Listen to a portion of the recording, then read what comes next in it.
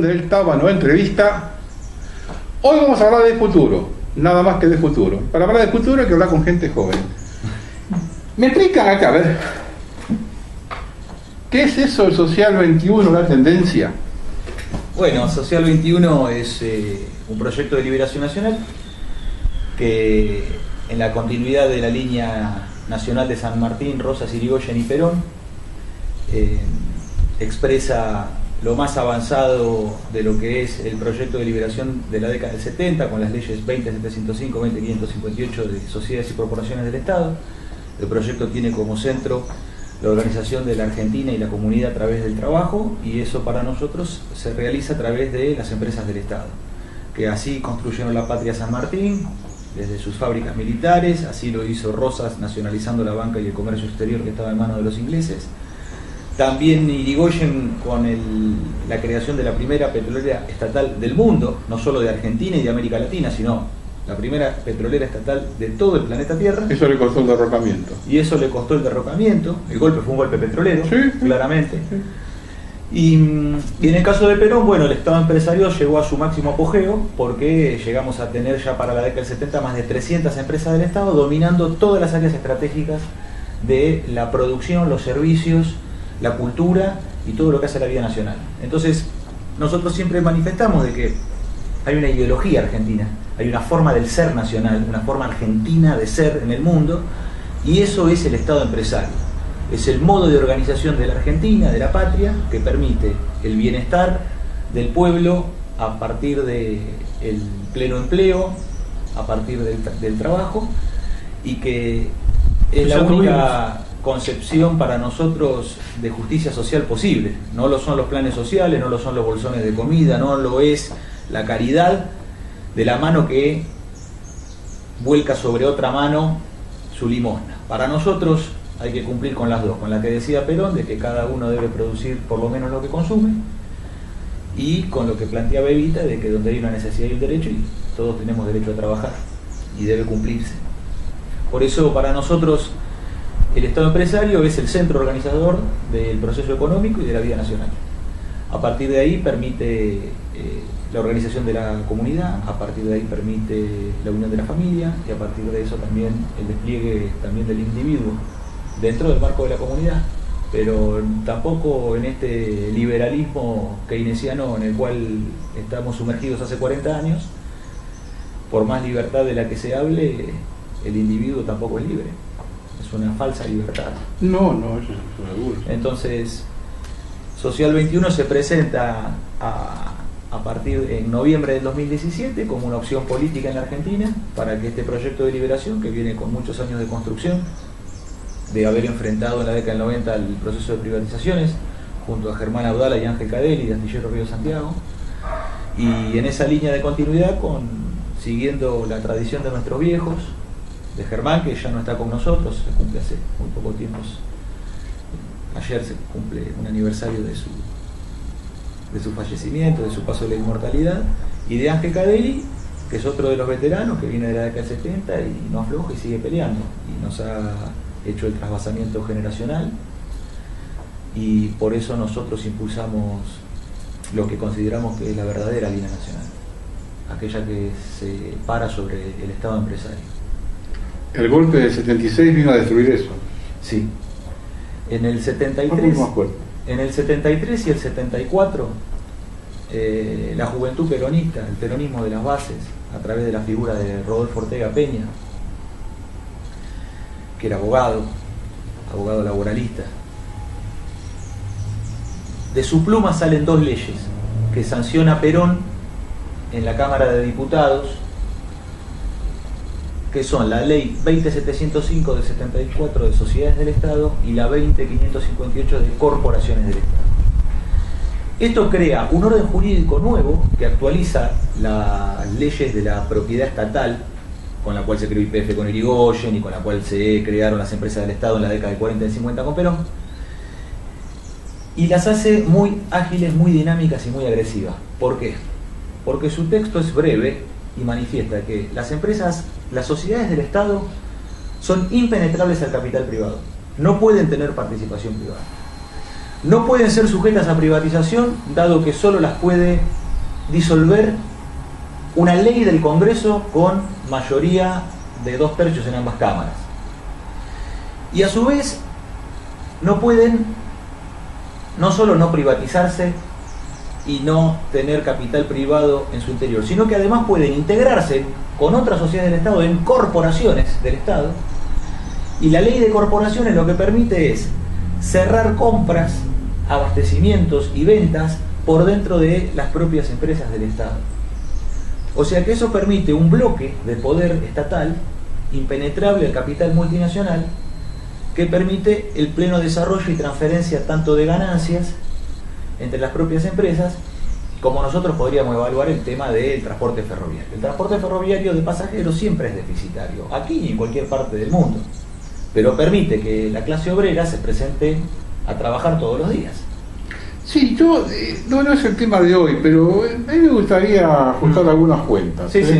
Por el tema del déficit ferroviario. Para nosotros lo que compensa el transporte de pasajeros es las cargas. Hay muchas cosas. Porque lo que factura son las cargas. Hay muchas cosas. Te cuento una pequeña anécdota cortita. En la década del 70, el gobierno de Alemania, que tiempo la Alemania federal, tenía la red ferroviaria obsoleta del siglo XIX y después con el tema de la guerra. Y llamó a una licitación para que le dijeran cuánto costaba hacer la red ferroviaria nueva. Y le pasaron en aquel tiempo, creo que 70.000 millones de marcos. Década, el principio del 70. Entonces el gobierno alemán llamó a otra consultora que le dijera si era necesario hacer esa inversión ferroviaria. Sí. Y esa consultora le respondió unos meses más tarde con un estudio que empezaba Alemania sin ferrocarril. Y le entró a enumerar todos los perjuicios que iba a tener Alemania si levantaba la red ferroviaria. Sí. Le metió todo en la bolsa, contaminación ambiental, gastos de combustible, accidentes de tránsito, le metió todo en la bolsa. Además le pusieron la plata y hicieron la red ferroviaria. Por eso digo que yo eso de que es deficitario, yo tengo mis dudas. No, justamente por eso me refiero a que en los términos de facturación con respecto al pasaje del pasajero, al boleto del pasajero, no se lo puede mensurar exclusivamente en esos términos, porque el sistema ferroviario forma parte del hinterland del país, sí, de la organización general de la producción. Entonces, lo que factura fuerte son las cargas, que además hacen de un transporte más barato y más eficiente y menos contaminante que los camiones. Entonces, si nosotros lo analizamos integralmente, el ferrocarril es lo más económico, lo más eficiente y lo más conveniente. ¿Sí? Sobre tierra no hay nada. Sobre tierra no hay nada superior. Solo es más barato el buque y solo más barato la barcaza. Sí, por el buque anda en mar. Entonces, en esos términos, las corporaciones del Estado se integran a partir de asociarse entre sus propias sociedades, constituyendo corporaciones y bloques económicos. Algo así tenían los militares con fabricaciones militares, ¿no? Claro, las fábricas militares dependientes del Ministerio de Defensa, que estaban integradas como corporación. Ya en la década del 40, Perón crea la ENT, que es la Empresa Nacional de Transporte, donde se empieza a visorar un tipo de organización. Claro. Pero nosotros resaltamos las leyes de la década del 70, justamente porque había un plexo jurídico muy claro, que es el que nosotros seguimos impulsando al día de hoy. De hecho, la ley de sociedad del Estado sigue vigente.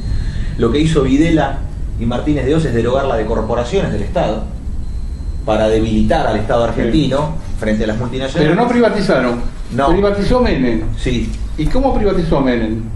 Privatizó con leyes. De la reforma de la 23696 de reforma del Estado. Y después con leyes para privatizar cada empresa. Sí, cada empresa en particular con decretos de privatizadores de cada empresa. Por ejemplo, nosotros tenemos las 27 empresas del área de defensa de la década del 70 bajo proceso de privatización hasta el día de hoy. Con el decreto 1398, por ejemplo, de privatización del astillero Río Santiago, de su transferencia a la provincia de Buenos Aires para su privatización y liquidación. No nos pudieron derrotar en la década del 90. ¿Eso de cuándo es? 1990. 1989, ley de reforma del Estado. Sí. Y el decreto es del año 91. La de Río Santiago. Y la 27 de defensa, porque sí, encabezaba AFNE, Astilleros y Fábricas sí, Navales del Estado, que constituye FANASUL y Astillero, que es la fábrica FANASUL, es la complementaria, la fábrica sí, naval de explosivos, que produce pólvora blanca, pólvora negra, TNT para antiaérea, cargas de profundidad, cargas impulsoras de misiles Katyushka, todo lo que es necesario de complemento de artillería naval para el astillero, que es la fábrica de armas más grande que tiene la Argentina. Bueno, no nos pudieron derrotar en los 90, bajo la conducción de Ángel Caderi logramos la resistencia y la victoria y mantener el astillero abierto hasta el día de hoy.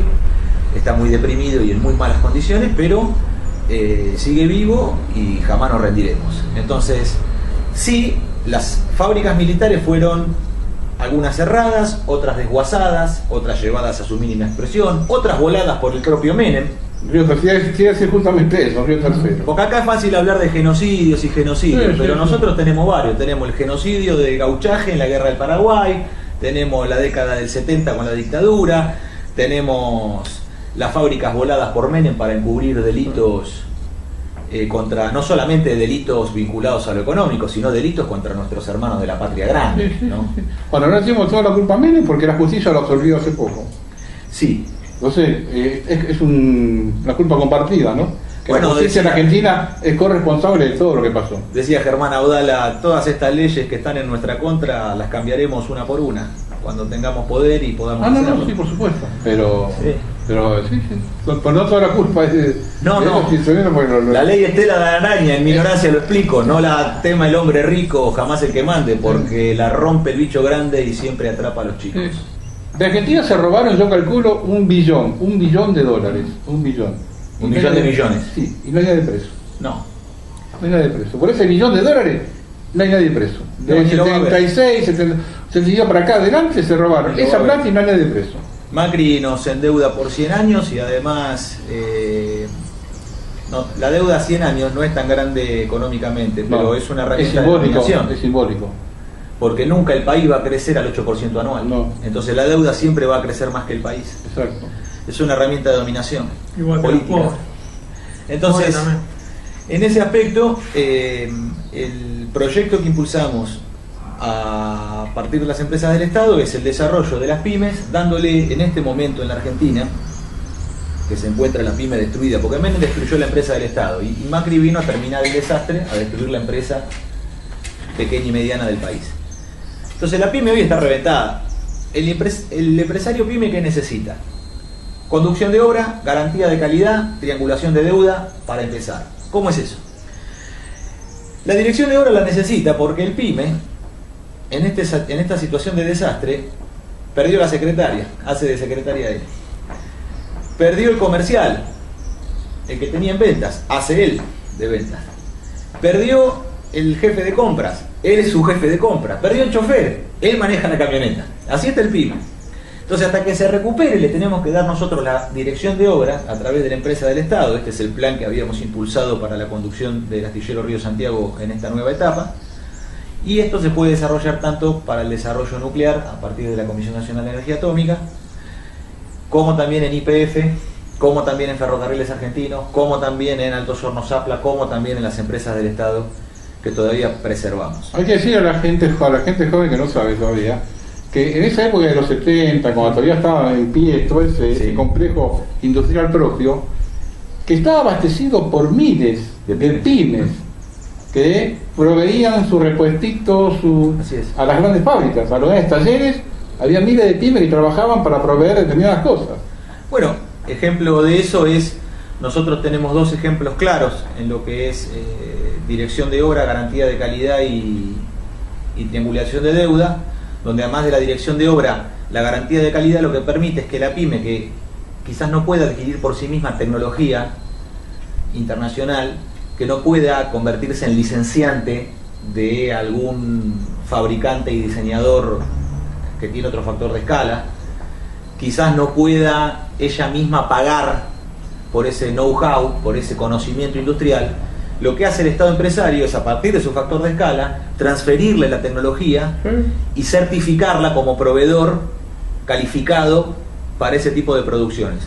La triangulación de deuda lo que hace es completa este círculo, dándole al pyme la posibilidad de presentarnos la empresa del Estado, el pyme, frente al Banco Provincia o el Banco de la Nación Argentina y manifestarle. La empresa estatal tiene una orden de compra hacia la pyme, pero la pyme necesita capital de anticipo porque también tiene otra obra y no puede hacer frente a las dos y quizás necesita comprar materiales, maquinaria y contratar personal. Entonces, ¿cómo hacemos para sacarle ese ahogo financiero? Del Estado no le vamos a adelantar porque no vamos a entrar en el vaciamiento del Estado, cosa que ya hemos conocido en el pasado. Entonces, hasta que no entrega, no hay paga. Pero el Banco de la Nación y el Banco de la Provincia lo que pueden hacer es comprarle la factura, hacerle un anticipo de factura, para que cuando el Estado pague en las cuentas de la banca estatal, el banco toma el anticipo que le dio y si hay un saldo sobrante, se lo deposita en la cuenta privada del PYME. Entonces esto le permite al PYME convertir trabajo en capital, que es lo que necesita. Convertir el capital no tiene, entonces tiene que convertir su propio trabajo, su propio esfuerzo en capital. Pero hasta que no trabaje no va a obtener el pago. Entonces lo que hacemos es adelantarle ese capital de trabajo para que él pueda trabajar con la espalda financiera suficiente y entregar. Ejemplos claros de esta acción empresaria que ya hemos emprendido en el pasado.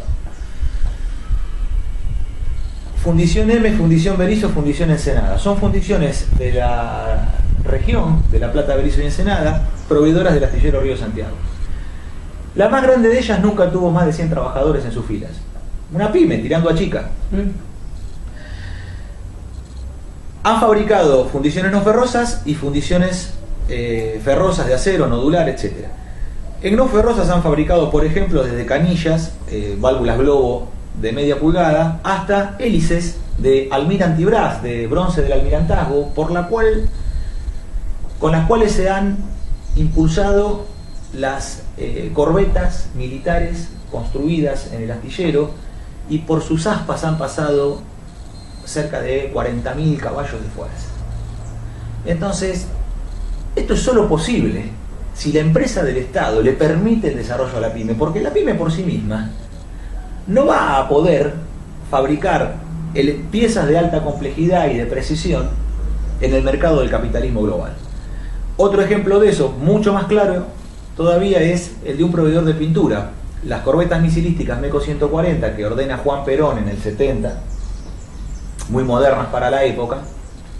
Estas 6 corbetas se construyeron con mucha dificultad en astillero, producto de las operaciones políticas en contra de la dictadura, de Alfonsín, de Menem y de todos los gobiernos que lo sucedieron. La última se terminó entregando en 2004.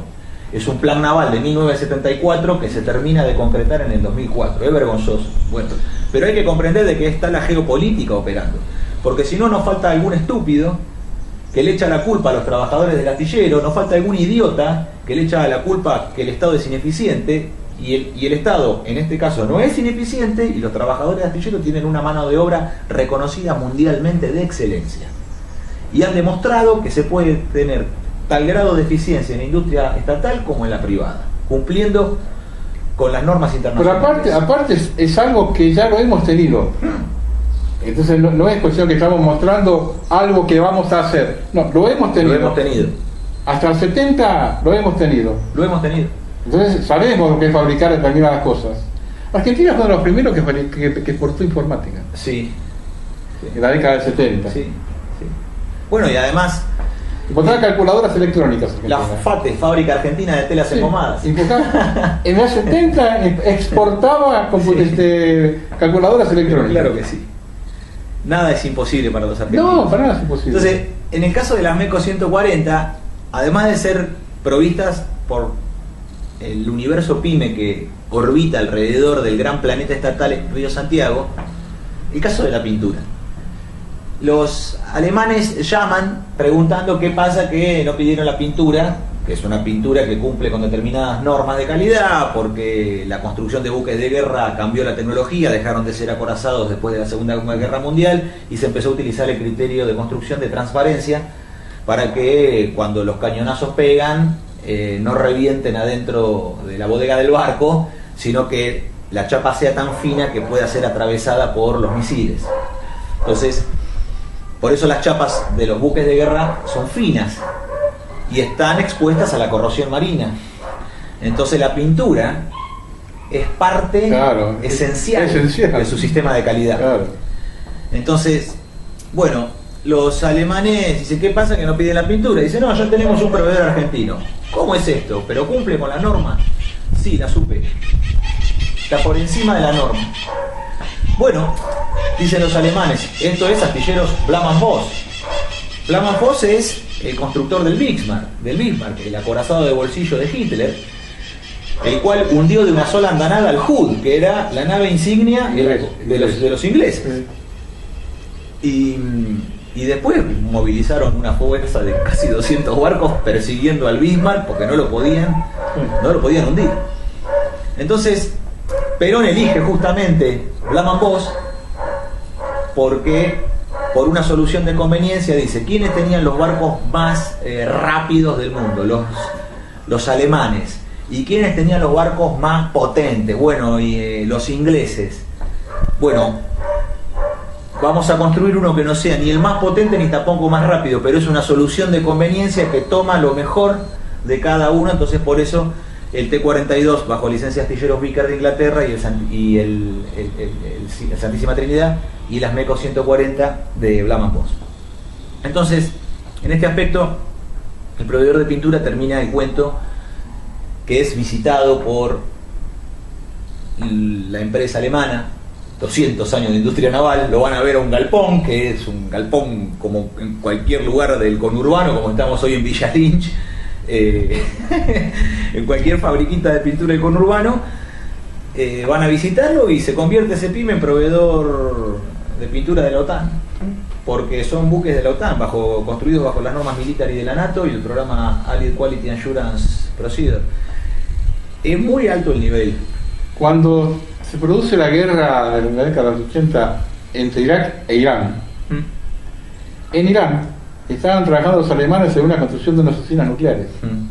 Cuando sonaron los primeros tiros, los alemanes se rajaron como rata por tirante de Irán. Los iraníes no sabían qué hacer. Ingenieros argentinos terminaban la usina. Hay una calidad argentina que es extraordinaria, sí, que está verificada en el mundo, y toda la historia de nuestros técnicos que han ido a buscar el pan a otras latitudes, todas esas historias de los argentinos que se han tenido que ir de su patria porque no se han podido desarrollar en el país. Hay un caso emblemático. Cuando mandan el cohete, al final cuenta el proyecto, ¿cómo se llama? La cápsula esta, bueno, las cápsulas lunares que iban allá. Primero algunas, se me acuerda en este momento bueno. El sistema de refrigeración, cuando vuelve a la atmósfera, que hecho una bola de fuego, ese departamento lo manejaba un argentino que había vivido en Caballito y se fue a Estados Unidos a trabajar allá, entró en la NASA, y él manejaba, el Cielo Apolo, y él manejaba todo el sistema de refrigeración del sistema Apolo, lo manejaba él. Bueno, es que todas esas historias hablan de nostalgia, hablan de desarraigo, sí, hablan de tristeza, pero ninguna de ellas habla de fracaso. No. Entonces, mirá, es ese sentido gardeliano que plantea. Eso se dio en la Guerra Malvinas. Sí. En la Guerra Malvinas se volvieron locos con un montón de cosas que resolvieron acá en segundos. Sí, en el taller aeronaval. En segundos resolvieron problemas acá. En segundos. Claramente. Bueno, la interfase para cargar del avión al Exocet, la interfase para cargar la puntería del misil, los franceses no la habían entregado, y son los técnicos de la base Belgrano, Punta Alta, sí, en el sur de la provincia de Buenos Aires, los que resuelven la interfase para poder guiar el misil, porque primero el radar del avión detecta la posición, y cuando está cerca, a 40 kilómetros, que es el alcance más aproximado que tiene el Exocet, vuelve a levantarse, se viaja a 6 metros del nivel del agua, para aprovechar la curvatura que tiene el planeta y no ser detectado por el radar. Exacto. Porque la señal de radar no dobla. Sí. Entonces el avión se esconde dentro de la curvatura y al nivel del mar, donde es difícil de detectar por el radar. Entonces los pilotos argentinos iban con el agua sobre la cabina. Sí, sí. De hecho, el salitre les empañaba los vidrios. Y cuando se estaban aproximando, levantan, verifican, y cuando están adentro de los 40 kilómetros de alcance, vuelven a levantar, cargan la posición final sobre el avión, ajustan, bajan la información al misil y recién ahí disparan el misil. Y cuando disparan, el superintendente vuelve y atrás vienen los A4, los Skyhawk, los McDonnell Douglas, y descargan las bombas. Entonces, todo el planeta Tierra, la OTAN reconoce que en el arte de la guerra naval a partir de Malvinas 82 y de la acción de los pilotos argentinos, tanto de la Armada, los pilotos navales, sí, como la Fuerza Aérea, cambió para siempre la concepción del arte de la guerra.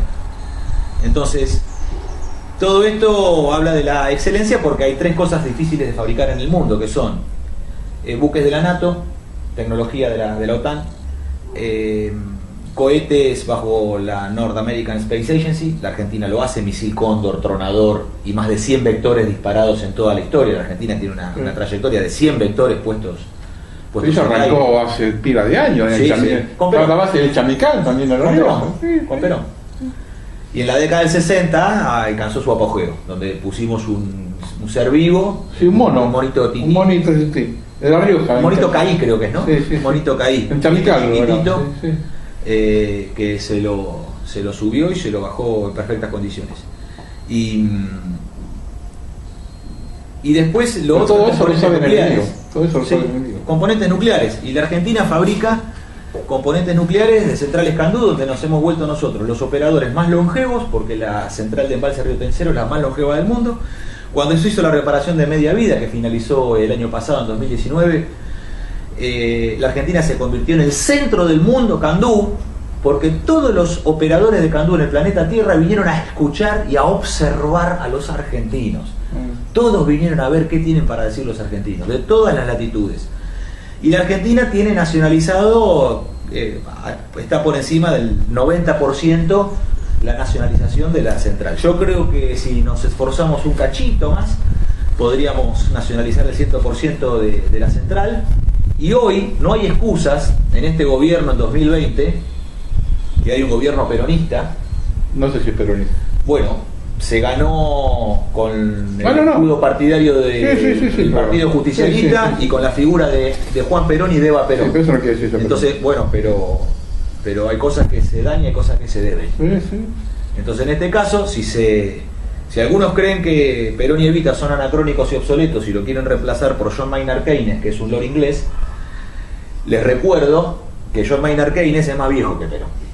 Sí. Y les recuerdo que es el ideólogo del Banco Mundial y el Fondo Monetario después de Yalta, porque es Bretton Woods, John Maynard Keynes. Y también se les recuerda de que Perón fue siempre un antiimperialista, jamás fue desarrollista ni keynesiano.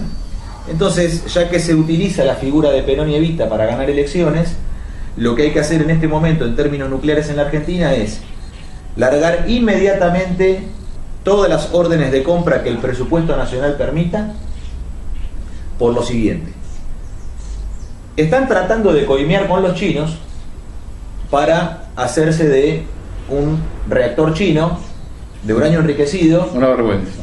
Que los chinos ni siquiera han puesto crítico ni está funcionando en la China. Entonces, están experimentando con tecnología nuclear en la Argentina, donde los que son aprendices de brujos son los chinos, no los argentinos. Los que entienden de este tema somos nosotros. Somos nosotros, sí. Entonces, y China ofrece financiar el 100% del reactor en dólares, pero toda la provisión la va a hacer China. ¿Sí? Entonces no va a haber trabajo para el argentino. No, el argentino va a ser solamente el 15%. Jamás los chinos te van a dar trabajo. Los chinos los van a dar el 15%, que es la obra de construcción civil, que es hormigón. Sí, nada más. Obra para albañiles. Entonces perdemos toda la alta complejidad que tenemos en la producción de componentes nucleares. ¿Qué hay que hacer? Rechazar la oferta china. Si los chinos quieren poner financiamiento, podemos aceptar financiamiento. Lo que no podemos aceptar es condiciones de obra. No, el chino no te va a financiar si no te proveen el material. Bueno, entonces no nos conviene. No, de hecho no nos conviene. Y lo que tenemos que hacer es fabricar Candú, Canadian Deuterio, que es uranio natural, que tenemos, agua pesada, deuterio, que también tenemos la planta más grande del planeta Tierra, la planta de Arroyito, la PIAP, que está en una situación de desguace, abandono, por el gobierno de Macri y por todos los gobiernos que no atendieron esto anteriormente los últimos 40 años. Porque nosotros con la PIAP tenemos todo el agua pesada suficiente para la Argentina y además también exportamos a otros usuarios en el mundo. Le cargamos a las centrales a los peruanos, le cargamos las centrales a los argelinos, le cargamos las centrales a los egipcios, a los que necesiten. Producimos blancos de radiación, producimos combustible en la planta de combustible de Seiza, producimos los tubos de Circaloy, de circonio, que son aquellos donde se cargan las pastillas de combustible nuclear, y la central de tubos de Calandria, que es algo así como si fuera, es algo similar a una caldera de una estructura tubular por la cual circula el agua pesada sobre el combustible, y eso permite la temperatura para poner a hervir una máquina rotativa de vapor. Es muy simple el esquema de funcionamiento, que en vez de usar carbón o petróleo utiliza el calor producto de la radiación nuclear, y esto permitiría un ahorro de divisas, porque al nacionalizar el 100% de la planta, por ser construida en Argentina, todos los pagos de la misma y su costo es en pesos, no es en dólares. Entonces eso mejora la condición de la balanza comercial. Lo que va a hacer, si se llega a tomar la errada, equivocada y catastrófica decisión de importar un reactor chino, es que ahora se va a empezar las obras. Pero los argentinos del mañana, como Aaron, los jóvenes, nuestros chicos, nuestros hijos en el futuro, van a tener de este gobierno una deuda externa que pagar por haber adquirido una central nuclear china que todavía no sabemos cómo se comporta, porque no tenemos una experiencia verificable por parte de los chinos de cuál es su dominio sobre la técnica. En cambio, el Candú, Perón lo puso crítico en el 74. La reparación de media vida terminó en 2019 y tiene 25 años más de funcionamiento por delante, y se aumentó inclusive el factor de potencia. Estamos casi en los 700 megawatts. Eso es equivalente a darle energía a 3 millones de usuarios. Entonces, con un par de centrales nucleares distribuidas por el territorio nacional, nosotros podríamos bajar la dependencia de combustibles fósiles, dando energía eléctrica nuclear, barata, abundante, segura, como es la Argentina. Vamos a hacer una pequeña pausa.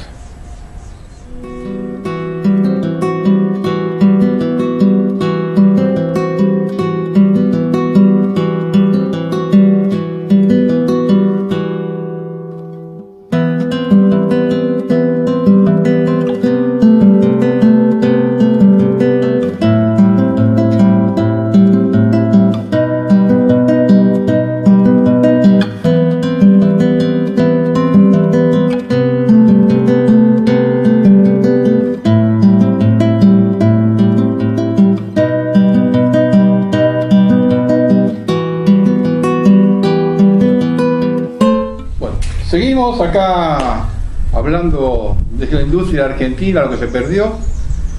Yo te decía recién fuera del aire, cuando hablas del rastrojero, ¿no? Y el rastrojero, para que vea la integración de las fábricas, fue un producto de FADEA, de aviones. Sí, de Industrias Aeronáuticas y Mecánica del Estado. Porque vos tenés que integrar todo el sistema productivo argentino, sobre todo los medios de transporte, ¿no? Ferrocarril, barcos, de aviones, en una sola corporación, donde va a haber un montón de componentes comunes para todos, lo que potenciaría que una empresa, una pyme, una mediana empresa, sea altamente productiva, porque fabricando no para un producto solo, sino para toda una riña. Así es. Eso es valerse de los factores de escala que solo nos puede dar el Estado empresario. La pyme sola es una hoja en la tormenta de la globalización. Si no está el Estado empresario que la proteja, que la cobije, que le dé órdenes de compra, que le triangule deuda, garantía de calidad, conducción de obra, que le desarrolle incluso el personal a través de los cursos de formación profesional acelerada, que desde hace 70 años venimos impulsando en la Argentina, en Río Santiago, en Comisión de Energía Atómica, en SOMISA, en YPF. Entonces, esto permite que la pyme también desarrolle a su personal, que quizás no puede pagar por la propia calificación, pero sí lo puede hacer a través del Estado empresario. Entonces, ¿qué necesitamos nosotros en este siglo XXI? Crear una corporación del transporte estatal, una empresa de líneas multimodales argentina. Integrar aviones, camiones, buques y trenes en una corporación del Estado que trabaje puerta a puerta. En el sentido de las cargas, esto funciona muy similar al tema del turismo de pasajeros. En el turismo de pasajeros uno puede contratar por internet un paquete turístico y si a uno le da la billetera, lo pasan a buscar por su casa con un remis, lo llevan hasta el aeropuerto, lo suben al avión, lo descargan, lo llevan con una combi hasta el hotel, lo dejan descansar, al otro día lo sacan a pasear. Se terceriza las excursiones locales en lugares de turismo, se terceriza el alojamiento con los hoteles. Si está un grupo empresario, se centraliza, claro, se centraliza el paquete turístico para que la persona no se tenga que preocupar por conseguir la excursión, exacto, por conseguir el hotel. Exacto. Entonces lo contrata un paquete completo y lo llevan y lo traen. Bueno, en el caso de las cargas es muy similar. A partir de la década del 60 el transporte de cargas cambió a partir de la aparición del contenedor como unidad de transporte internacional. Los contenedores de 20 pies, de 6 metros de largo, que son esas cajas metálicas que se ven en el puerto y en la calle también, en la cual el transporte de cargas tiende a containerizarse. La tendencia mundial es containerizarse, porque la unidad de transporte contenedor lo que permite es no tener que desconsolidar carga de un modo a otro. Entonces, ¿esto qué permitió? Que el camión se acerque a la estación de tren más cercana, que la grúa cargue del acoplado del camión hacia el vagón de ferrocarril ese contenedor. Y se llaman puertos secos. Sí. Donde el ferrocarril no se pasa la carga de camión, son puertos secos. Puertos secos, playa de transferencia, son sinónimos equivalentes en el transporte. El tren llega hasta el puerto, a la terminal ferroportuaria, y la grúa saca del vagón y la pone en el barco. Bueno, la carga está contenida en ese contenedor y no sufre desconsolidación en ningún momento. Exacto. Entonces eso agilizó muchísimo el transporte y permitió valerse del multimodalismo, porque antes se cargaba en un camión y se lo llevaba kilómetros y kilómetros, o lo mismo en el tren. En cambio, el transporte multimodal, ¿qué nos permitiría a nosotros? Si nosotros tenemos que cargar en el galpón en Salta, en una localidad salteña, bueno, nos podemos ir con el camión hasta lo que era la vía C79 del Belgrano en el norte. Llevarlo hasta Barranqueras. Sí. En Barranqueras tirarlo en una barcaza. Por la barcaza bajarlo por el Paraná. En un puerto de mayor profundidad, que puede ser el puerto de Santa Fe, el puerto de Buenos Aires, transferir esa carga de la barcaza a un buque y con el buque llevarla hacia el destino que tenga en el comercio exterior. Eso permitiría que la Argentina se apodere de todo el valor a través del Estado de la cadena de transporte y vender CIF, Cost Insurance Freight, porque la Argentina vende FOB. El productor agrícola, y no estoy hablando de esto de la oligarquía y los terratenientes, estoy hablando del productor agrícola, el que tiene 50, 100, 500, hasta 2000 hectáreas. El pato de la boda. Hasta 2000 hectáreas. No es un oligarca, es un empresario pyme del campo. Alguno es pyme chiquito, alguno es pyme mediano. Entonces, cuando le vende la multinacional, y la multinacional domina el eslabón del camión, domina el eslabón del tren, domina el acopio en sus propios hilos, domina la maniobra en el puerto, porque tiene el puerto privado. Y domina el transporte de ultramar con sus propios buques. Exactamente. Entonces se quedan con toda la cadena de valor interior y apenas el productor argentino es un eslabón dentro de una cadena extranjera. ¿Qué necesitamos? En vez de seguir discutiendo las retenciones, que es una medida desarrollista de los gobiernos de la dictadura militar, hay que volver a la vieja escuela de Juan Perón con el Instituto Argentino de Promoción del Intercambio y dominar el intercambio. Para mí el comercio externo tiene que ser tiene que Estado. Y eso necesita de un actor físico que realice físicamente el transporte, que no es una oficina en Puerto Madero, porque los liberales y keynesianos tienen la concheta actitud de creer que todo lo van a poder hacer desde Puerto Madero, que no hay que engrasarse las manos, que no hay que laburar, que no hay que hacer fuerza. Entonces creen que la fuerza solamente es algo que hacen los negros, otra gente. Entonces, la concepción de la nacionalización del comercio exterior tiene que ver con dominar el intercambio internacional de los precios CIF, Cost Insurance Freight, y de los precios FOB, Free on Board, donde la Argentina tendría que ir a buscar los productos que compra en el extranjero con sus propios buques para comprar FOB en puestos extranjeros. Porque si no, además de pagar el producto industrial, pagamos el flete porque nos lo traigan. Exacto. E importar flete es lo más idiota que hay, porque es importar un servicio, como importar aire, no tenés nunca nada. ¿Sirve importar una máquina? Sí, si no tenés capacidad de fabricarla, conviene, porque te haces del bien de capital y podés producir. Pero importar un servicio como el flete es estúpido. Entonces una corporación multimodal de transporte le permitiría a Argentina estabilizar el sistema de transporte, recuperar el transporte de carga ferroviario, salir de la deformación actual donde el 95% de las cargas del país viajan en camión. Son 8 veces más caro que ferrocarril y 20 veces más caro que el flete fluvial. Entonces, volver a estabilizar el sistema de transporte nos va a dar un transporte más seguro y más barato. Y esto solo lo puede hacer una corporación estatal. ¿Por qué? Si nosotros nacionalizamos solo un eslabón, por ejemplo el ferrocarril, las multinacionales se apoderan de la ganancia a través del flete carretero o se apoderan de la ganancia a través del flete marítimo, porque como dominan los otros eslabones de la cadena, te transfieren las pérdidas a vos y te extraen las ganancias a favor de ellos, porque como manejan el intercambio, pueden triangular sus compras y sus ventas a partir de sus propias empresas. Cuando publiquemos este programa, abajo en el foro de opiniones vas a encontrar quien te va a preguntar ¿cómo vas a hacer eso con Moyano? Te lo van a preguntar sí o sí. Moyano, la vez pasada yo pasé unos videos, estaba parando un tren de carga en Junín. Gente de camioneros parando un tren de carga en Junín, pues dice que le sacan trabajo a ellos. Nosotros tenemos que crear la corporación, el proyecto de ley tiene estado parlamentario, creo que el actual estado es 4813, si mal no recuerdo. Lo presentó diputado Grana y diputado Correa recientemente. Hay apoyo en nuestros otros proyectos de ley, transporte por agua con reserva de carga y FODIN para el mercado de fletes marítimos y el Fondo de Financiamiento de la Industria Naval por parte de la diputada Magdalena Sierra, de Avellaneda. Y este año vamos a impulsar el tratamiento en las cámaras de estos proyectos, y creando la corporación estatal a nosotros nos permitiría tomar carga en origen, tanto en el campo como en los conurbanos, en las fábricas, en la industria manufacturera argentina, y a través de la utilización del flete poder favorecer determinados cultivos o poder favorecer determinadas producciones.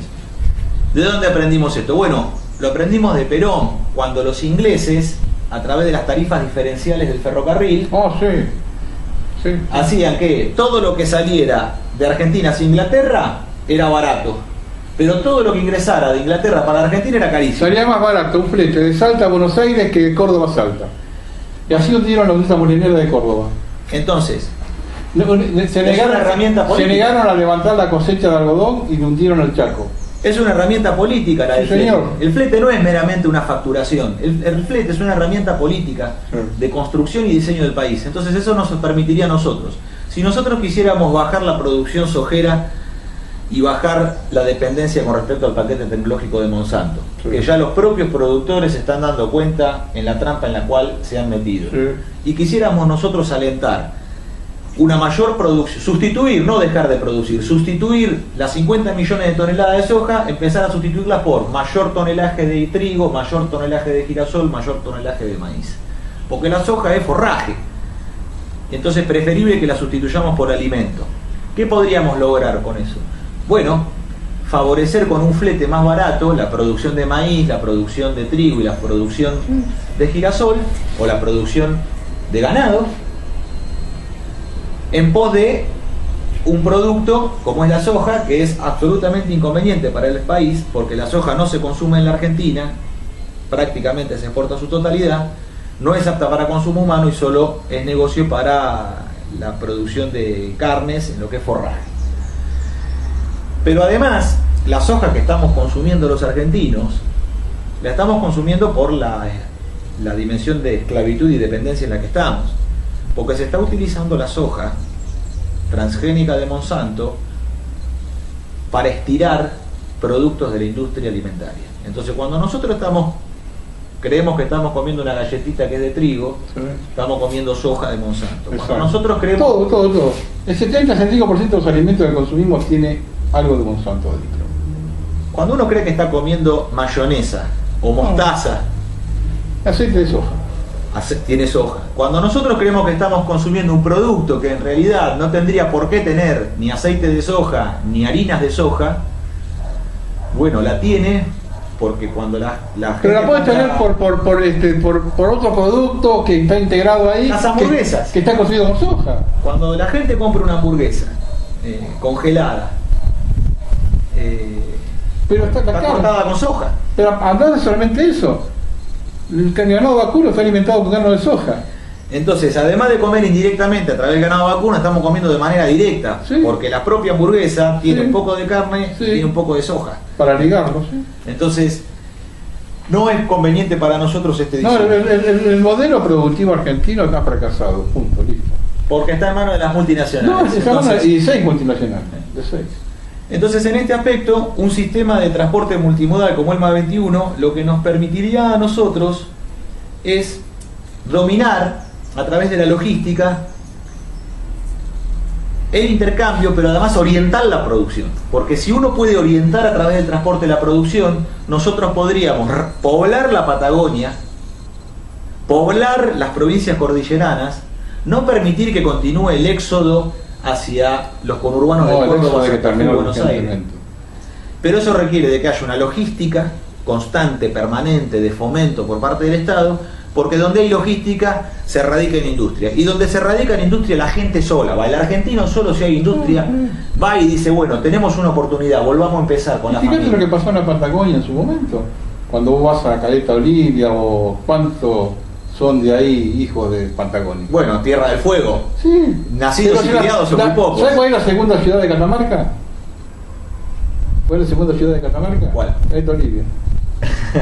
Sí. Donde más, ahora quizá con el crecimiento que tuvo, no, hace 30, 40 años, hace 30, 40 años no, había más catamarqueños en Caleta Olivia que en Tirogata o en Derero, en Vergara. Bueno, nosotros tenemos queridos compañeros en Tierra del Fuego que muchos de ellos son jujeños, no, yo no sé, son jujeños, sí. Son chaqueños. Y fíjate, se fueron de la punta del mapa a la otra punta, sí. Con un clima totalmente diferente. A buscar laburo. Por eso digo, no, el argentino se mueve. Si vos le das posibilidades de trabajo, el argentino se mueve. Entonces, por eso el MA 21 impulsa, además del sistema multimodal para poner en igualdad de condiciones a la Argentina con las potencias extranjeras y con el capitalismo global, que opera multimodalmente, nosotros estamos planteando el diseño de una nueva traza ferroviaria que no sea con centralidad en el puerto de Buenos Aires. Entonces Scalabrini decía, el diseño ferroviario argentino es una telaraña metálica que aprisiona a la nación. Tenía eje radial sobre Rosario, Buenos Aires y Bahía Blanca. Entonces nosotros planteamos salir de esa concepción británica e ir hacia una concepción de integración vertical argentina, que es unir con un ferrocarril federal atlántico Ushuaia con la provincia de Buenos Aires, continuar con el Gran Capitán hasta Misiones, y desde Bernardo de Irigoyen, donde amanece para los argentinos en Misiones, hasta La Quiaca, unir con un ferrocarril federal norteño. Y cerrar el perímetro uniendo Ushuaia con La Quiaca, pegado a la Ruta 40, al pie del Ande, con un ferrocarril federal andino que permita vincular 11 provincias cordilleranas, y que el tamaño de la obra, solamente la obra de construcción de la traza, nos permitiría eliminar la desocupación en 11 provincias. Sí. Es trabajo simple y abundante. El ferrocarril te liquida la desocupación. Si te pones a trabajar sobre el ferrocarril, que es en las 24 distritos de la Argentina, tendrías la desocupación en muy poco tiempo. Nosotros tenemos la mayor fuente de carbón del cono sur en Río Turbio, en Santa Cruz. Sí. Tenemos más de 300 años de carbón al ritmo de explotación de la década del 70, 1 millón de toneladas al año con Juan Perón. Eso nos permitiría a nosotros que nos valgamos de ese carbón tanto para propulsar los ferrocarriles federales, tanto el andino como el atlántico, y para también abastecer los Altos Hornos Zapla en Jujuy, para poder, junto con el mineral de hierro que hay en Palpalá, el mineral de hierro de Ipazán, en Río Negro, el mineral de hierro que existe en el macizo patagónico, tanto en Santa Cruz como en Chubut, llevarlo hasta Altos Hornos Zapla, colar el riel ferroviario y abastecer el 500.000 de toneladas de riel ferroviario que el federal andino solamente precisa. Bueno, el norte también puede mover el litio hacia Buenos Aires. Sí, después las cargas, no hay límite para las cargas. Ahora, la obra de infraestructura del desarrollo a partir del combustible que nosotros tenemos, porque somos dependientes de importar combustible líquido extranjero. Entonces, lo conveniente para la Argentina, la salida patriótica, no es el combustible líquido extranjero, es el carbón de Río Turbio, que es lo que tenemos. Que tanto puede ser, podemos montar una carboquímica y obtener del carbón un diésel de calidad y propulsar máquinas diésel eléctricas. Podríamos también... Eso se hizo ya en la década del 40, lo hicieron los alemanes. Sí. La Segunda Guerra Mundial, Sí, los señor. alemanes. Sí. Usted porque tiene memoria, pero acá en Argentina hay mucha gente que se olvida de que hay cosas que se hicieron hace muchos años y parece una cosa terriblemente compleja. Y esto se hizo hace 70 Sí, conectamos 100 años. combustible con el carbón, sí. Si llegaban a usar sus locomotoras, llegaban a quemar inclusive maíz en grano por la escasez de carbón. Y las locomotoras con maíz en grano iban a más de 120 kilómetros por hora, era más rápida que el Sarmiento. Yo he visto unas películas en YouTube, por ahí las encontré, de locomotoras con hélice. Ah, E iban a 180 o 200 metros por hora, con hélice. bueno, nosotros Que las dejaron de usar porque le levantaba a la altura y no le entraban los túneles. Por eso nada más. Pero acá que tenés una pampa impresionante sin túneles. Nosotros impulsamos tres opciones, que son una carboquímica para obtener un diésel de calidad y andar con diésel eléctrico, que es un motogenerador estacionario adentro de la locomotora que genera electricidad y eso mueve los motores. Algo parecido como hace la ruedas. diésel. Claro, puede ser diésel directo Sí, sí, sí, sí. con caja reductora o puede ser diésel eléctrico. Todo se puede hacer en la Argentina porque Cramaco en Santa Fe nos puede proveer de los motores eléctricos. Hay un montón de pymes que están esperando que las convoquemos desde el Estado. No se puede esperar más. Lo otro sería hacer un tendido eléctrico, tanto con tercial riel, que ya está en proceso de extinción, o con catenaria, y montar termoeléctricas a lo largo de la traza para alimentar la red eléctrica ferroviaria. O la tercera opción, que para nosotros no es para nada ni disparatada, sino que es bastante seductora, por las implicancias mecánicas que tiene, es volver al vapor de Livio Dante Porta. Es volver a las máquinas de vapor, a las vaporeras, que llegaron a dar también 200 kilómetros por hora en la Segunda Guerra Mundial. Y que vos no necesitas, yo soy enemigo del tren de alta velocidad. Así que con que una locomotora me arrastre un convoy de pasajeros, hablemos, Sí. a 130 kilómetros por hora, listo. Suficiente. Ya está. Marcar promedio de 110 kilómetros por hora. Sí, sí, es Ya. suficiente. Entonces, 6 horas y media, 6 horas 40 Córdoba.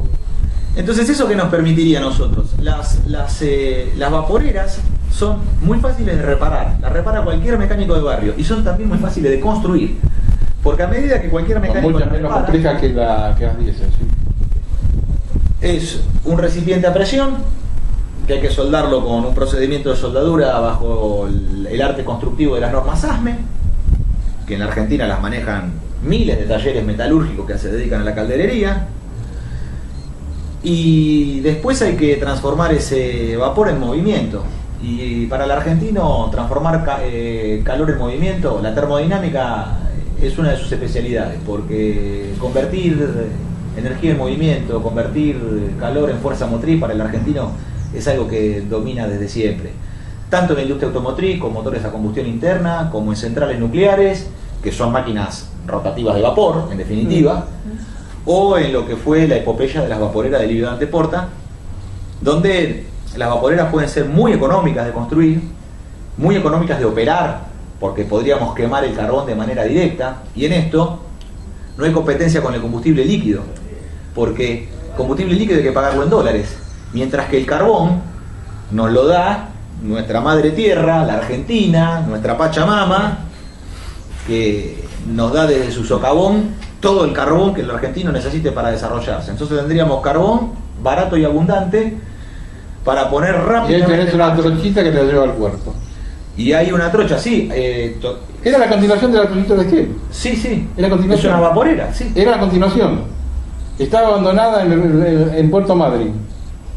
Entonces el director de fabricaciones De yacimiento carbonífero. en la década de 51-52 Eso había quedado abandonado porque la trochita de Esquel, la famosa trochita que va de Jacobacci a Esquel, iba a ser prolongada hasta Comodoro Rivadavia. Sí. Y estaba todo en Puerto Madryn. Entonces el hombre le dijo a Perón, mire, está esto en Puerto Madryn, me lo llevo y no saquemos más el carbón con camiones Y le dijo, Perón, llévatelo, cargó todo y esa segunda parte de la trochita es la que va de Río Turbio a Río Gallegos. Entonces, hay una amplia experiencia por parte de los argentinos. Hay iniciativa industrial para montar con 3 opciones tecnológicas, como ser la carboquímica, la red eléctrica o quemar directamente en el fogón de la vaporera el carbón de manera directa, sin procesar.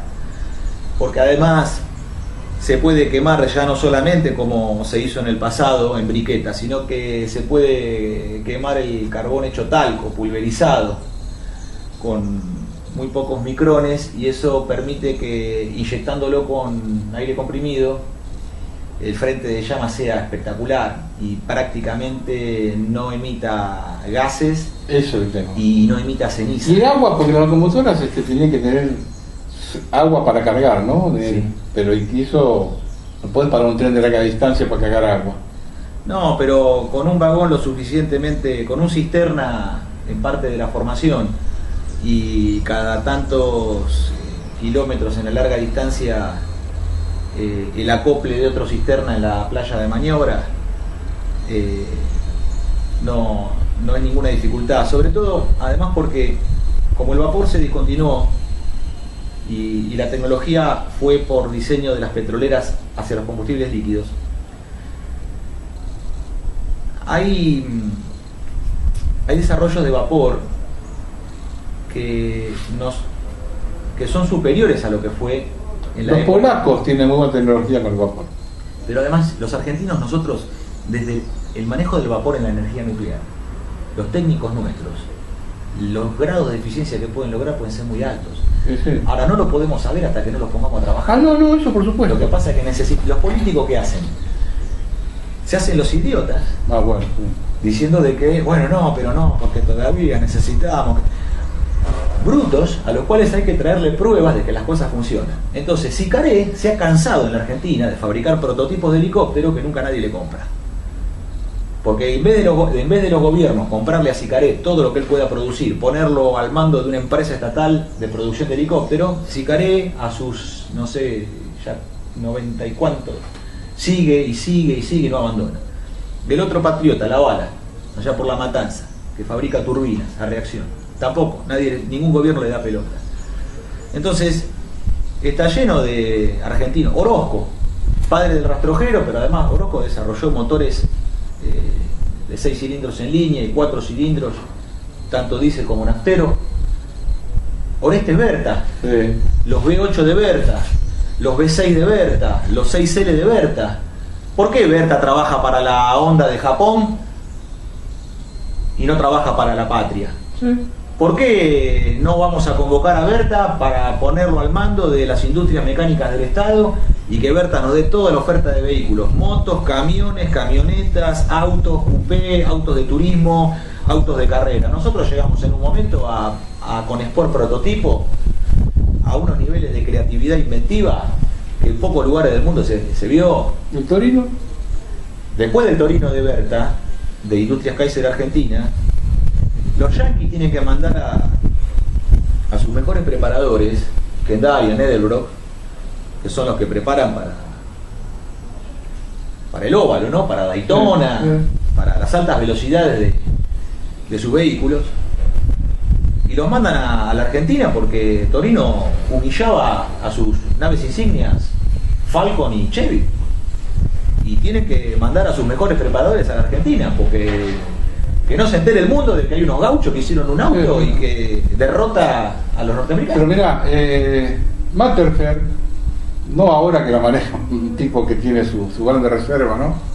Caselli, pero en el año 89 Matterfer fabricó un coche motor que tenía caja de Fiat, de camión Fiat. Yo lo he visto, lo trajeron un día acá, lo tuvieron en la rural en una exposición, estuvo en la 9 de julio ahí parado. Llevaba el coche motor con el acople, 2 cochecitos motor, con la Fiat, lo habían probado, era para media distancia. trayecto de 90, 100 kilómetros, de una ciudad grande, 90, 100, 120 kilómetros. Media distancia, ramal interno, con paradas cercanas, para no desarrollar mucha velocidad, porque es un parar cada 10 kilómetros, 15, lo habían programado en vías que no estaban en muchos estados. En Córdoba, lo habían metido a 100 kilómetros por hora. Era y esa caja de camión la arreglaba cualquier mecánico de cualquier pueblo donde se quedara esa. La inventiva argentina no tiene límite, porque de software andamos bien los argentinos. Todos los argentinos tenemos buenas ideas generalmente. Sí. Porque las ideas que nos impulsan, cuando las ideas que nos impulsan tienen verdad, tienen belleza, tienen bondad, cuando cumplen con esas tres máximas de Aristóteles, de buscar la verdad, de ser bellas y de perseguir el bien, las ideas argentinas se destacan en el mundo. Lo que nos falta es hardware, porque ideas tenemos todos, pero lo que nos faltó fue fuerza, no nos faltó cabeza, nos faltó fuerza. Y lo que nos tiene que dar fuerza es la organización del Estado. Porque si no está la organización y el impulso del Estado, no tenemos la fuerza suficiente. Sí, pero los políticos están en el medio, son los que hicieron que eso no sea posible. Porque son los que privatizaron la Argentina en la década del 90. Sí. Le hicieron el bodrio de la Constitución. Pero hoy, 2020, seguimos con 3 leyes de Martínez de Oz. Sí. Hoy. Sí. Con 3 leyes de Martínez de Oz, la reforma del Estado, de las entidades financieras. 3 leyes de Martínez de Oz están vigentes hoy. Y la de privatizaciones, el astillero, a pesar de que sus trabajadores ganan la lucha contra la privatización, la clase política, hasta el día de hoy, desde 1990 hasta el día de hoy, hace 30 años que la partidocracia demoliberal argentina se niega a reconocerle la victoria al astillero, y el astillero sigue hoy bajo proceso de privatización, hoy, ahora, metido en una zona franca, en la cual lo hace extranjero en su tierra y no le permite fabricar para el mercado interno argentino. Bueno. Y en una zona franca que es la cueva de la cocaína y el contrabando que destruye a los jóvenes argentinos y a la industria nacional. El veneno de la zona franca. Entonces, hay que sacar al astillero de la zona franca, hay que sacar al astillero del proceso de privatización, y hay que llevar adelante el plan naval argentino para fabricar 118 graneleros, 39 petroleros, 14 portacontenedores. Que esa es la marina mercante dentro de ELMA 21, dentro del sistema multimodal. Después necesitamos la flota ferroviaria, la flota de camiones y la producción de aviones en el país. Sin extenderme mucho en el aspecto técnico de cada uno de los modos, pero en el sentido que vos lo planteás, Javier, de los factores de escala a partir de uniformar la producción, a partir de establecer un montón de componentes sean comunes para los 3 nudos, ¿no? Portuario, astillero, ferrocarriles y fadea, que haya cosas que sean comunes para los 3. Entonces, los manifoles y las válvulas son comunes para la industria ferroviaria, para la naval, para los camiones. Las mangueras hidráulicas son comunes a aviones, camiones, trenes, barcos. Ni hablar la bulonería, los tornillos. Sí. Entonces se va unificando de interiores. Ya digamos, las butacas. Sí, un montón de cosas. Entonces hay un montón de componentes que se comparten. Y además, quien empieza a fabricar componentes para vehículos, empieza a fabricar bielas forjadas, empieza a fabricar árboles de leva y cigüeñales forjados. Así como forja, empieza a animarse a mecanizar, porque quizás parte de una pequeña fundición nodular, quizás parte de tener un martinete o una prensa y hacer el forjado. Ahora, ¿cuánto tiempo va a tardar hasta que ponga un par de tornos o un centro de mecanizado, control numérico, y tirar el cigüeñal que hace y empezar a sacar viruta? Y después de eso, ¿cuánto tiempo va a faltar para que se diversifique y salir de la forja a la válvula y a los otros componentes? Nada. Yo que tengo unos cuantos años, yo conozco a los argentinos que viví esa época. En cuanto un productor argentino haga lo que él le gusta hacer y es negocio lo que hace, no tiene techo. No tiene techo. Entonces, no tiene techo. Lo que necesitamos... Empieza a innovar. Y vos tenés que llegar a un punto determinado en unos años a tener tu propia tecnología. Tu propia tecnología.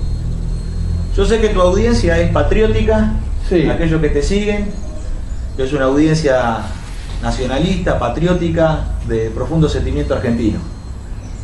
Ahora una Pero cosa te digo así. no va a faltar alguno que equivocadamente esté mirando el programa y diga, pero todo eso, ¿cómo se va a pagar? ¿Cómo lo vamos a hacer? No, eso también, algunos ciertos lo va a preguntar. Ahora, yo tengo otra pregunta que está más complicada que esa. Porque hay resortes de la economía, muchas de las cosas que vos hablaste ahora, casi todas, que en cuanto vos la entras a poner en práctica, el enemigo sabe para dónde disparás. sí. Sabe para dónde disparás. Y él sabe que el argentino no tiene techo. Sí. Él lo sabe. Nosotros todavía no nos dimos cuenta. Y el enemigo sabe que no tenemos techo. Lo dijo Churchill. Sí. Si vos querés mañana hacer el proyecto Bermejo, por ejemplo, Sí. en cuanto pusiste la primera piedra en el proyecto Bermejo, ya saben a dónde vas, ¿eh? Sí, van a querer encarar. Ya saben dónde vas. Bueno, pero fijémonos una cosa. El enemigo opera y existe, pero nuestra voluntad también puede ser muy fuerte. Sí. Cuando Perón crea Llame es porque estaba con las pelotas llenas de que en la Argentina no se fabricaban autos, que todo se importaba y que las multinacionales de Estados Unidos, de Europa, no querían montar más que una línea de ensamble y no más de eso. Eso. Entonces Perón dice, bueno, se acabó, vamos con industria mecánicas, aeronáutica y mecánica del Estado. Entonces, si estamos fabricando aviones, motores indios, motores gaucho a pistón, radiales, si estamos fabricando turbinas de Erwin 5 y Rolls Royce bajo licencia de los ingleses, ¿cómo no vamos a poder hacer Para hacer un auto? Éramos la segunda o tercera en el mundo que teníamos Sí. licencia Rolls Royce, ¿eh? Estados Unidos, la Unión de Repúblicas Socialistas Soviéticas y la Argentina. No, y nadie más. nada más. Y nadie más. Derwent 5 y Rolls Royce. Entonces, ¿cómo no vamos a poder fabricar un motor a combustión interna para un auto? Bueno, y ahí nace el justicialista, el rastrojero, la moto Puma, el tractor Pampa. Una oferta general de vehículos Sí. para el argentino. Recién en ese momento, cuando Kaiser, que fue el gran constructor naval norteamericano, no logra reconvertirse con éxito hacia la industria liviana, después terminada la guerra, Ford y General Motors lo arrollan. Pero Perón, vivo, le plantea a Kaiser, porque Kaiser era verdaderamente admirable, logró fabricar un buque Liberty por día y tirar al agua un portaaviones por semana. Ese de laburo sabía, entendía lo que era sistemas de organización industrial, un tipo verdaderamente para observar por su capacidad y su inteligencia. Entonces, le propone Perón radicarse en la Argentina, pero radicar una planta integrada, no una línea de importadora, una ensambladora. Y Kaiser acepta y manda el mejor que tiene, que es James McLaughlin, a conducir Industrias Kaiser Argentina. Kaiser Bergantín, Kaiser Carabela, Rambler Ambassador, Jeep, La estanciera, etc. Estaba el rastrojero estatal y la estanciera privada. Sí. Y cada argentino tenía su preferencia, ¿no? A algunos le gustaba la estanciera, a otros le gustaba el rastrojero. Bueno, eran dos cosas diferentes. Sí, para todos los gustos. Entonces, lo que pasa es que el rastrojero le ganaba en ventaja por su economía. El bajo consumo del rastrojero. Y el rastrojero lo eliminó Martínez II. En cambio, la estanciera, que hay una estanciera que venía con motor Tornado, que volaba y levantaba 150 kilómetros por hora, pero no era económica. Entonces, para trabajar, mejor el rastrojero. No, rastrojero una máquina. Entonces, A laburar. Todavía en el interior se ve, ¿no? entonces ahí aparece después el proyecto Torino, con lo cual del 66 al 69 humillamos a Ford, a Dodge y a Chevrolet en el turismo carretera argentino. Ahí es donde aparece Iskendaria, El Nürburgring. y luego de que mandan Iskendaria, Edelbrock, a los preparados norteamericanos, le sacan al Ford, le sacan el motor con el que estaban corriendo, le ponen un F100 V8, le modifican las tapas, hacen todo lo posible y no podían derrotar a Torino. Se libera el reglamento de turismo carretera y ahí empieza la magia del argentino, en donde aparecen los diseños de Pronello, que diseña Guaira para Ford y el trueno naranja para Chevrolet, pero Berta lo derrota con Torino y lo quiebra y lo absorbe. Entonces después lo lleva a trabajar con él para Torino. Bueno, es como los diseños de Luteral, que es una pyme argentina que modificaba el Torino y hacía un Torino especial. Se fabricaron, no muchos, pero no sé si superaron las 1000 unidades, pero era un auto de lujo para coleccionistas. Lo tenían, en la época lo tenían los boxeadores, los actores, la gente famosa.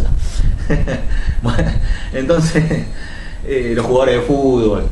Entonces, pero permitía el entregar caja, impulsor y casco homologado, motor Tornado, caja ZF. Fíjense, la caja ZF es una caja alemana, pero ZF acepta radicarse en la Argentina porque va a tener una demanda en la producción de Torino que justifica montar una fábrica y que el valor agregado queda en la Argentina. Entonces ZF cobraba solamente la licencia, pero la mano de obra era argentina. Entonces, Alemania se podría haber negado, pero si Alemania se negaba, Oreste Berta, James McLeod inmediatamente hubieran montado una línea de producción de ruedas dentadas, de engranaje, y hubieran fabricado una caja nacional en muy poco tiempo. Entonces, yo sé que el enemigo opera y va a tratar de entorpecernos, pero la acción del argentino también condiciona al otro. Hay una cosa que vos te dices, vamos redondeando ya porque ya se va. Hay una cosa que tenemos que tener en cuenta, que hay muchos en el mundo que tienen el mismo enemigo que tenemos nosotros. Es ahí donde hay que empezar a ir a buscar. Hay que conversar. Es decir, el modelo chino deja fuera un montón de gente de Europa, de todo el mundo, que no le venden nada a nadie porque todo es chino. Hay un montón de gente con problemas que lo puede tener de socio, cambio de tecnología, que está buscando que alguien se despegue para empezar a competir con otro tipo de cosas. Hay que buscar por ese lado, ¿sí? Sí, para nosotros, dentro del marco del proyecto del MA 21, quería manifestar que toda esta mecánica nacional que tuvo su gloria en la década del 60 y el 70, donde los argentinos, además de con prototipo, también tocar el cielo con las manos, subirse al palco en lo que es lo experimental, en el automovilismo, sí, y llegar a construir también un F1 con Berta, que se acabó el sponsor y se cortó, pero podemos retomar. ELMA 21, como corporación del Estado, compra 100% nacional. Entonces crea un mercado interno de vehículos. Entonces, ¿qué permite eso? Que ELMA tenga todas las órdenes de compra que necesita la industria naval argentina para ponerse de pie. Que ELMA tenga todas las órdenes de compra que permitan que Industrias Aeronáuticas y Mecánicas del Estado lo provean de aviones y de vehículos de transporte carretero. Y que Tafí Viejo, Mate de Luna, Materfer, la fábrica de vagones y silos de Chascomús, Igarreta en Capital Federal, los talleres de Concordia, Laguna Paiva, sí, FADE, la fábrica de locomotora de Liniers, de la playa de Liniers, que todas las fábricas y proveedores que existieron en la Argentina, como Río Santiago también en la industria ferroviaria, como Cramaco, como todos los que proveyeron de motores eléctricos, de carretones, de bogies, de corazones de cruce, de material tractivo, rodante, todos ellos tengan en ELMA 21 la terminal estatal a la cual proveer. Entonces, eso a nosotros nos permitiría que las propias órdenes de compra que genera ELMA 21 desde el Estado sean las que reactiven toda la industria ferroviaria, aeronáutica, naval y carretera de origen nacional. Y por último, en lo que tiene que ver con los aliados en el plano de la geopolítica, quisiera manifestar que para nosotros la geopolítica conveniente para la Argentina es la unidad continental de la patria grande del Caribe y la América del Sur. De México hasta la Antártida Argentina, la unidad con nuestros hermanos, con los cuales compartimos el idioma, con los cuales compartimos cultura, con los cuales compartimos la música inclusive. Nadie es tan amado en Perú como el general San Martín. Nadie es tan amado como en la Argentina como Carlos Gardel en Colombia. Nadie es tan amado en Cuba como el Che Guevara, que es argentino. Nadie es tan amado en México como Mosconi, que gracias a ellos montaron Pemex. Ahora, ¿vas a llegar a eso? con una Argentina por encima de lo demás. Con una Argentina que se ponga Por de pie. encima de lo demás. Como dijo Churchill. Esto es una cosa que tenés que tomarla de este lado. Vos encarás y vas contra la pared. Y van a estar todos esperando a ver si te chocás contra la pared. Yo contra la pared, chocaste solo. Si pasaste la pared, vamos todos atrás. Sí, va a ser así. Es así. Entonces, los demás países te van a mirar, y si vos mañana tu proyecto surge y el país lo sacás adelante, ahí se van a montar todos atrás de Argentina. La Sudamérica se va a montar atrás de un país que contrarresta a Estados Unidos. Sí, que enfrente a Estados Unidos, que es nuestro enemigo histórico, junto con los ingleses.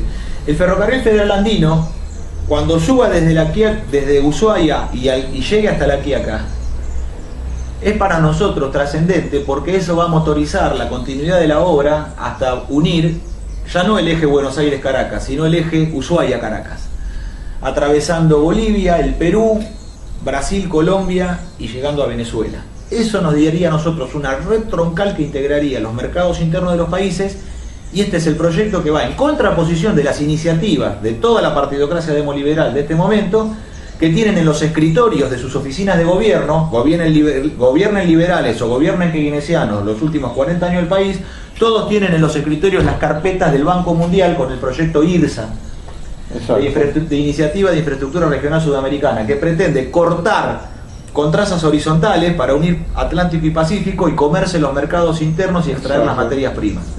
Contra la integración horizontal de IRSA, el proyecto patriótico que impulsa Social 21, la tendencia de integración vertical del continente, por lo menos desde Ushuaia hasta Caracas. Esa primer fase, hay una fase argentina, nacional, pero hay una fase latinoamericana que una vez que nosotros, como bien manifestás, si nosotros no hacemos el federal andino, no lo van a hacer nuestros hermanos. Necesitan que nosotros hagamos punta. A ver, Argentina fue siempre un país que estuvo por encima del resto. Y vas a lograr unidad latinoamericana con Argentina por encima del resto. Le gusta que le guste, y a los que me están escuchando, porque a mí me escucha gente de otros países de Latinoamérica. Y es así. Y además amor con amor se paga. Nuestros hermanos peruanos, que tienen un mismo padre con los argentinos, que es el general San Martín, ellos en Malvinas 82 pusieron piloto de avión para pelear contra el imperio, contra el imperio angloamericano. Hubiera sido otra. Entonces, amor con amor. Los venezolanos también. Venezolanos también. Entonces, hay algo que nos une profundamente a los argentinos, a los venezolanos. Bueno, pero enfrentarte como se enfrentó Argentina contra el imperio anglosajón es un golpe muy fuerte. Y eso es lo que están esperando. Y no es una cuestión de pedantería. El único país que lo puede hacer es Argentina. Argentina tiene una cosa fundamental para poder hacerlo. Es el único país que se puede bancar un bloqueo. Sí. Si nos bloquean, es el único. Nos morimos de gordo. No. Ojalá no bloquee. Ojalá no bloquee. Ojalá no bloquee. Ojalá defaulten la deuda con el Fondo Monetario. Ojalá nos bloqueen y las multinacionales cerealeras no se lleven la cosecha. Ojalá. Argentina se industrializó cuando le estaban cagando a tiro en las guerras. Y no entraba nada importado. Así es. Y reemplazando importaciones se industrializó Argentina en la primera guerra y en la segunda. Así es. Ojalá no bloqueen. Pero es el único país del mundo capaz de bancarse un bloqueo. Porque la gente no se muere ni de hambre ni de frío. Entonces, eso en Latinoamérica, yo siempre cuando hablamos de la Unión Latinoamericana, yo me quedo en el molde, yo no proclamo tanto eso, porque sé que es una cosa que viene por añadiduría el día que Argentina crezca. El día que Argentina se despegue, van a ir todos atrás. Entonces digo, si pasan la pared, solito vienen todos para atrás. Yo sí creo una cuestión que hay cosas para hacer ahora inmediatamente, porque por supuesto que la retórica del progresismo y la izquierda se ha dedicado a hacer las loas de la unidad, y lo único que hacen es escuchar Silvio Rodríguez o juntarse para algún concurso literario y no logran salir de ahí, de la expresión cultural, y no se logra, ni siquiera van con la propia, porque es como una cosa adoratoria en donde los argentinos que tenemos, a Carlos Gardel, a Troilo, a Homero Mansi, bueno, llevemos lo nuestro, ¿no? Llevemos lo nuestro, tenemos nuestros poetas, nuestros filósofos. Entonces, Pero no, se adora el espíritu caribeño de manera Bueno, por culpa exagerada. nuestra, es culpa nuestra. Ahora, cuando nosotros con Venezuela, teniendo ellos la primera reserva de petróleo del mundo, si nosotros nacionalizamos el comercio exterior y dominamos el intercambio con nuestra propia marina mercante, ¿qué pasaría en el intercambio si ellos nos abastecieran del combustible que hoy importamos de los alemanes, holandeses e ingleses y fuera combustible venezolano y nosotros pagáramos con alimentos y con producción argentina? Por eso hay que manejar el comercio exterior. Para empezar a pagar con alimentos. Ahí nosotros podríamos rápidamente tener hechos concretos de unidad. Sí, sí. Pero tenés que manejar el comercio exterior sí o sí. Pactos bilaterales y Sí o equilibrados sí. como Perón hizo en la década del 40. Pactos Sí. bilaterales y equilibrados. Pero vuelvo a repetir. Argentina primero tenemos que hacer lo nuestro. Después lo demás viene solo. Lo demás te van a ofrecer las cosas que tienen. Pero nosotros tenemos que dar el ejemplo. Ha sido así. Ha sido así. Fuimos el único ejército del mundo que combatió en todo el continente. Los soldados argentinos combatieron en todo el continente. Porque cuando San Martín se va de Perú, las tropas quedaron allá. Sí. Y combatieron con Bolívar en todo el continente. Y Sí, terminaron sí. combatiendo en el Alto Perú, lo que es Bolivia hoy. Sí, tal cual. Combatieron en todo el continente. Y eso quedó grabado. Hasta en California pusieron. Bueno, eso fue por lo que sí, eso fue otra Buchar. cosa, Buchar. Pero las tropas argentinas combatieron todo el continente. El enemigo sabe muy bien quiénes somos nosotros. Sabe que si te das un metro se te escapa. Por eso que te tienen agarradito ahí. Es un problema muy serio, es una cosa. Y con eso terminamos porque ya la cámara se está por parar sola, ¿eh? Después me dice, se te congeló la imagen, sí, porque la cámara se para a 30 minutos, se para y sigue con sonido solo, no. Si hay un detalle, una cosa que, como para terminar mal, porque no hay tanto, a veces no hay tanto tiempo. Fíjate una cosa que hay gente que no se habla de demografía. En este momento la Argentina tiene, calcular el 40% de pobreza. En esos 60%, que no es pobre, la mayoría de los matrimonios a lo sumo tienen 2 hijos. El que no es pobre, que está más o menos bien, tiene 2 hijos. Con una juventud que se está yendo al exterior porque no tiene salida acá. El 40% restante, que es pobre, tiene un promedio de 5 hijos por pareja. Entonces, en 30 años tenemos 70-80% del país pobre. Pensalo cuánto tiempo queda. Nos despide la juventud. Sí. Bueno, para mí, como dijo recién Javier, hay que hacer también una reforma educacional. Hay que tomar la rienda de la salud, más hospitales y la seguridad, la Guardia Sanmartiniana. Bueno, dijeron a veces nuestros enemigos nos definen mejor que nosotros mismos, ¿no? Cuando Churchill dijo no permitan que la Argentina se ponga de pie porque arrastrará atrás de sí a toda América Latina, creo que es el espíritu de lo que vos planteás. Sí, sí. Y también dijeron del combatiente argentino después de enfrentar al argentino en Malvinas. Dijeron los ingleses, they were glorious. Aquellos argentinos que sirvieron a la patria con su propio cuero, el inglés lo reconoce porque también lo siente equivalente.